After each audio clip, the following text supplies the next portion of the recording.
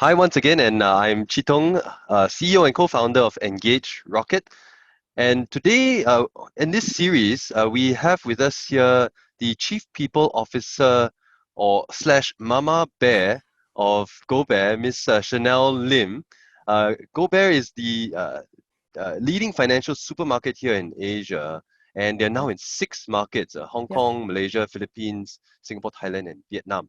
And to date, many of you might have already used them. They have served over 40 million users, searching for more than 1,800 personal finance products.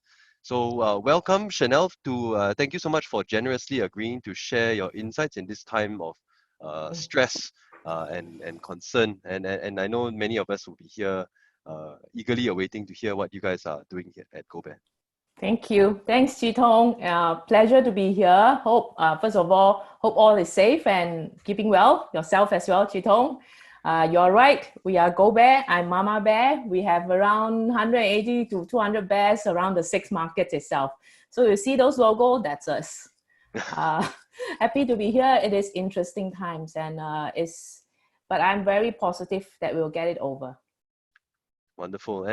And as you know, Chanel, one of the reasons why we started this series was really because as we are all going into our business continuity plans and Yeah. executing them, we're living really in this age of unknown, where all of us are kind of moving into it together. And I thought that Yeah. it'd be great to have us band together. I think this is an Yeah. important time for us all to come together and figure things out as a community and as quote unquote hashtag SG United, right? Yeah.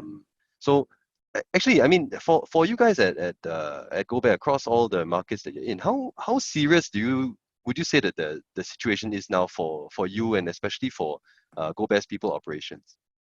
I think first and foremost, we treat things pretty. In fact, I think before we start, I share with you, Chitong, as well. At the beginning stage, we reacted very fast and very early that we suspended all business travel in 3rd of February when a lot of people were thinking that it was just a flu, if I will be, and we also have to do the work from home, split teams, many of things that we're doing. We started off that time as well. Of course, on hindsight, now we'll say, well, lucky we did that. But at the same time, that was also a tough decision for us because we need there were costs involved. We have to make a lot of the cuts because of the travel cost that is already spent. We just made that. But to us, that was important, mainly because we have guiding principles, 3 things that is make us do that. First, we ask ourselves, I think times like this, and I think this is just with many of my friends and fellow like yourself, it's act of empathy. Because like you say, no one knows. There's no guidebooks or there are no, how do I deal with a COVID situation and a BCP? Second one is we have to be decisive. And again, it's unprecedented times. No one has an experience on this. I think a lot of us was calling each other. So if that's the case, then we have to be decisive. We need to make decisions fast and quick. Either when we make a flight suspension or we want to work from home or split team. It is governments has their own job to do to make sure the whole public, we all do our part on what makes sense. And the third one is you have to stay up to date and connected. And what I mean and that is that we have six countries and everyone is at different pace, it was like a stock market, isn't it? All countries, this was higher, that would higher. So we have to be really keep up to date at all modes. Either we were lucky because we are in the tech sector, Slack, emails, call, WhatsApp. You have to monitor situation and always flush it back. So the guiding principle also tell them that we only relate to government announcements. So, and that is our guiding principles. And then we will have weekly check-ins. And now I have daily calls as well. And we don't just have to call the country directors and so on. We randomly call some of our folks on the ground, although we have daily announcement. Again, there is no guidebook. I don't have that 100 pages or anything to do, but actually that helps us because that helps us to be agile and just adapt. I mean, it was a long answer to a one quick question. That was how we did it. A guiding principle, that three guide: empathy, decisive, and stay connected. Staying up. Yeah, Okay. stay up to date. And how did you guys decide? Because I remember, and just picking up on what you said, right? That at that time it was just just a flu, right, quote unquote, and even the number of cases in Singapore was so small. I mean, it was really very much isolated, or it Mm, looked very much isolated in North Asia. So mm, uh, how did you guys decide that this was something that was worth all the financial sacrifices mm. and the disruption to typical business operations to jump into that? I mean, you guys were one of the earlier ones, I would say. Yeah, I think we were. Um, it actually fall back to the guiding principles. And at that point in North Asia, we have Hong Kong itself, so we're very close on that situation. And at that point, it is also we heard our people. I think if we don't want to jump on the flight, if there are 2 bears in 10 bears don't want to jump on the flight, we won't have that flight.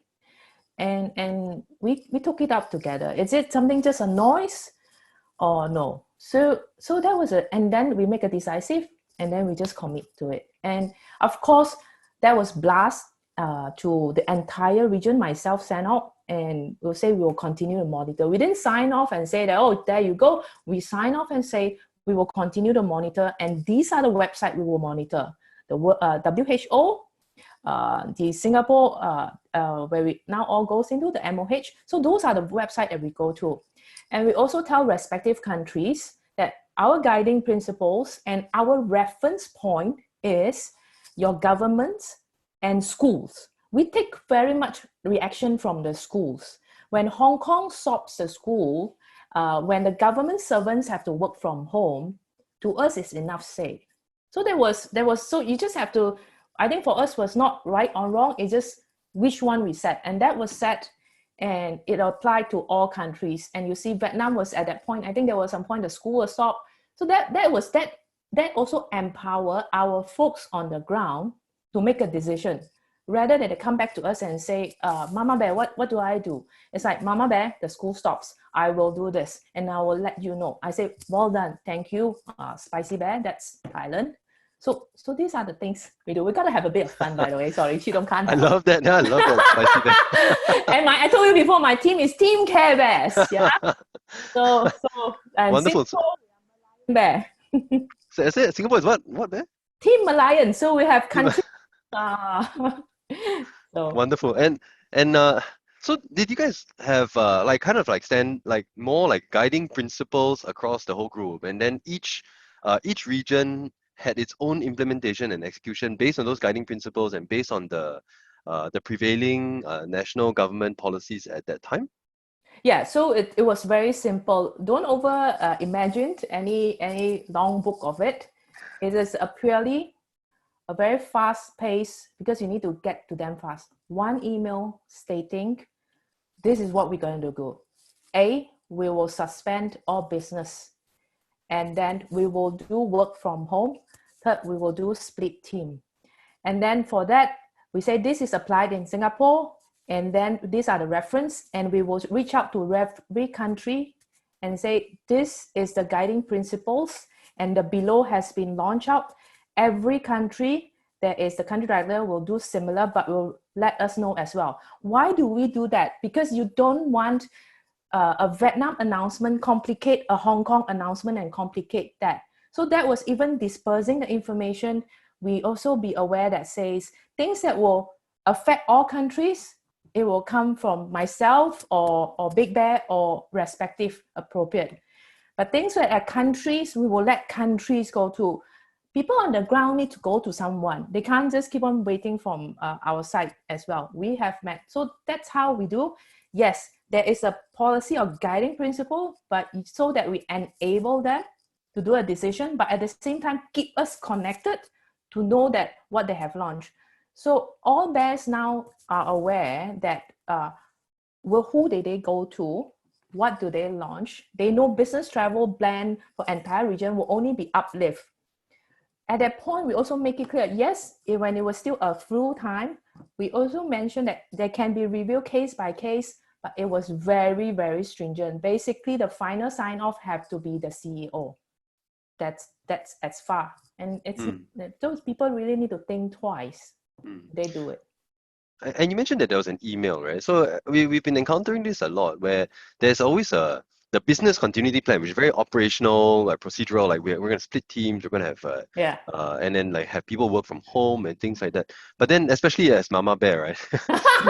You're going to be responsible for the people continuity plan. You know, like there's a communication aspect to it, how we show empathy, how do you, because if I'm somebody on the ground and I'm just getting that email all of a sudden and nobody's kind of communicating that to me, that's also going to be very challenging, and there's going to be a lot of resistance. So how did you manage the people side of things, or the maybe in your case the bear continuity plan? How did you guys manage that, like beyond the official communications and so on? Okay, let me try to address it in 2 points. Yeah, one is definitely on the business contingency plans. We have those in place. I think those are important, and dependency are priorities. So that's definitely in place. Now let's put it to where Mama Bear plays. Yeah, I think where Mama Bear comes, policy is policies. What you're touching on is that is it do you engage them? How do you engage them, or is it just a policy itself? So we get back to the guiding principle again. That one is more on 1 and 3. You really have to be empathy, and we say it. We can't just say it. And you have to stay connected. What do? You don't send email. We all know emails goes that everyone 100 plus of emails. So you have to send the same message on Slack. Then at the same time, we all know, in all locations, there are certain bears that you need to tell the bears and say, please be the champions and inform the people as well. And we were very upfront and we try to, one thing is be very transparent, because transparency, we cannot add any more uncertainty to that. Because once you add that, people is already very worried about things.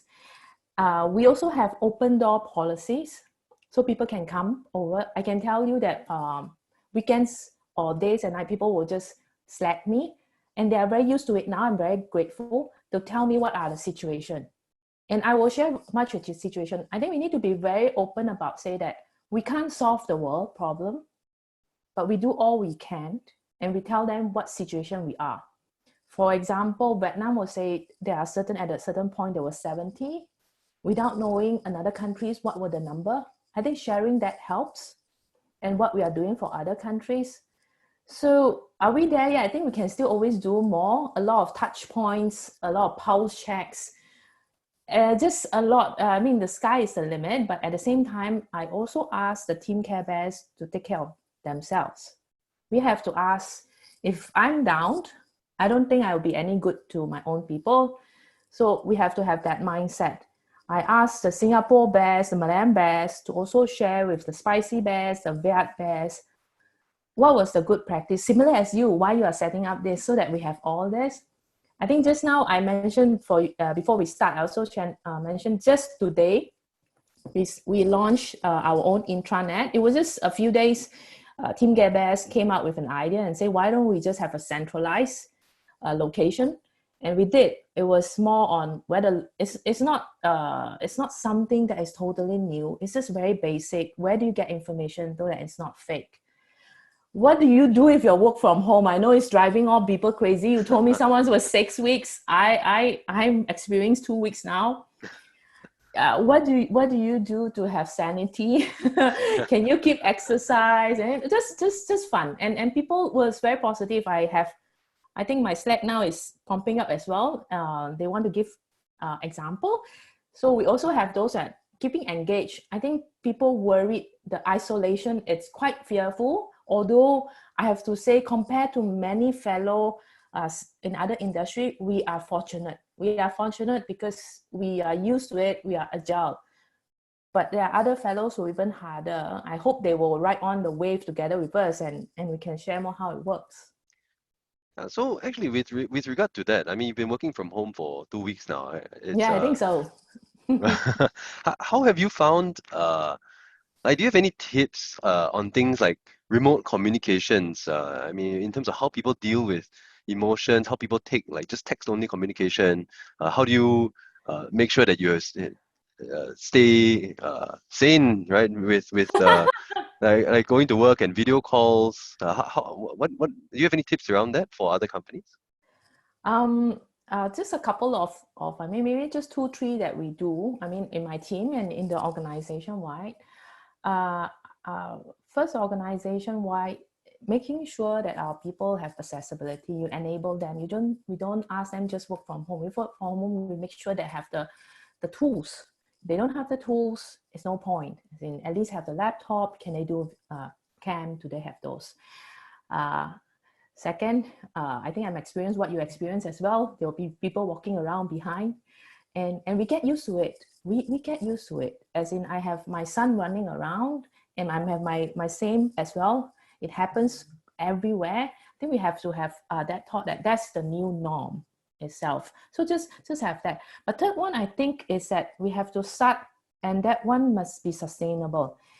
We have to have a schedule, because it's very dangerous that because I've dropped into that. I think you will too. You start 7, you don't know you end when. I think we have to have regular and schedule, and as a leader, we have to make sure to remind our folks. I have now this everyday called sanity call. I say, team, can I have sanity call? I think today is at 5, sanity call. Because I think it's like, what's going on? And think that we are human. We still need to talk to each other, and yet we have to have social distance and distancing. So these are just the three little tips. Enablement. The second one is more of like you go back to being adaptable. You adapt the situation, the condition itself.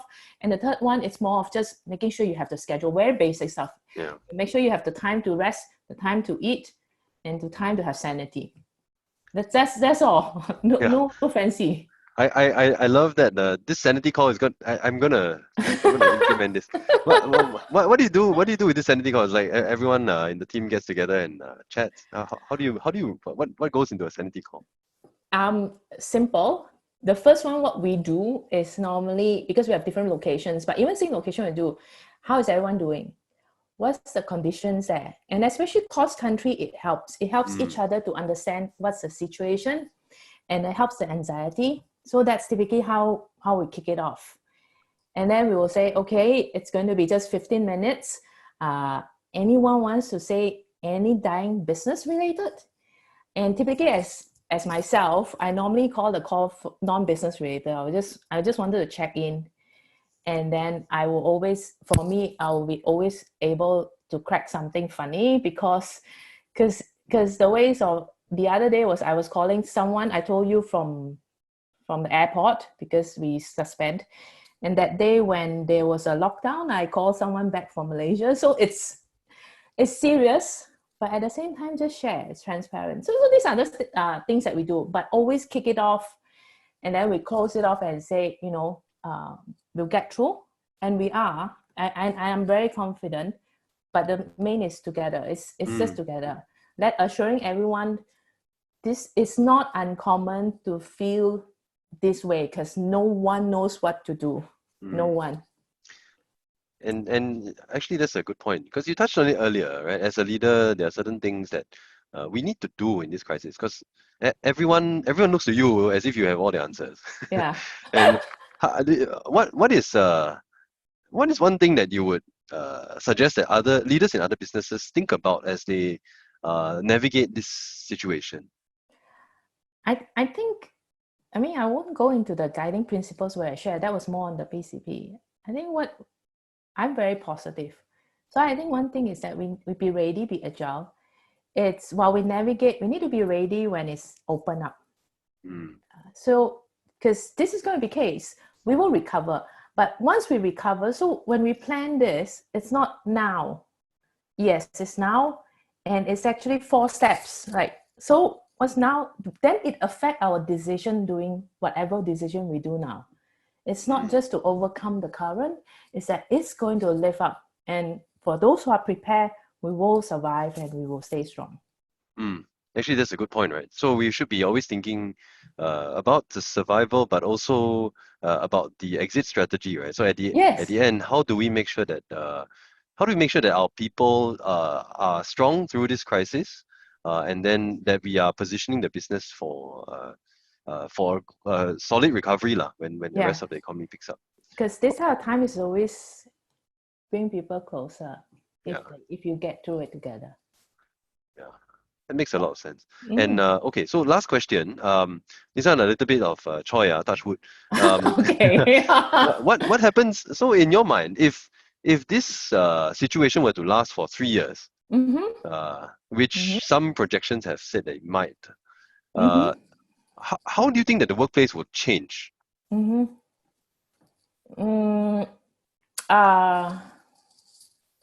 I think the workplace itself is probably going to be embedded into our day-to-day life. It's got to be, I mean, putting aside the isolation and everything. So much so about when we say work-life integration, this will be true blue work-life integration. That, in my view, will be the change. And who knows, that may be the norm. And we will find a way. We have also always find a way. So I'm positive, and I think it's okay if that's the way. Come, bring it on. Chanel, thank you very much. One thing I really appreciate is the positive attitude that you take to this whole thing, and I really, really appreciate you taking the time to share what you guys are doing at GoBear with all of our listeners and viewers today. Thank you for taking the time. Thank you, Chitong. Also, I appreciate Engage Rocket as well. Thank you. Wishing all the best and stay safe, stay healthy.